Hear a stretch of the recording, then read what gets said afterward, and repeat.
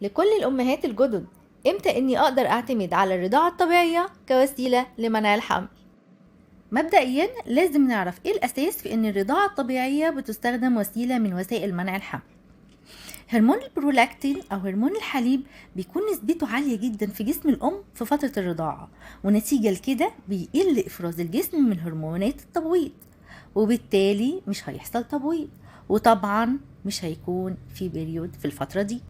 وعلشان تقدري تعتمدي على الرضاعة الطبيعية كوسيلة لمنع الحمل لازم يتوفر عندك 3 شروط أساسية، وهما: وأول شرط معانا وهو عدم نزول البيريود أو الدورة الشهرية تماما خلال الفترة دي، ولو حصل وجاتلك البيريود في الفترة دي ده معناه إنك ما ينفعش خالص إنك تعتمدي على الرضاعة الطبيعية كوسيلة لمنع الحمل.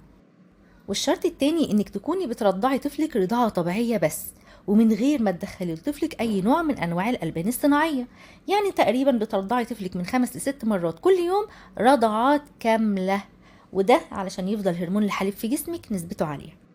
والشرط الثالث ان يكون طفلك اقل من 6 شهور، لان بعد 6 شهور بيبدأ الطفل ياكل، وبالتالي عدد الرضعات وكميتها بيقل، ونتيجة لكده هرمون الحليب في جسمك تركيزه هيقل.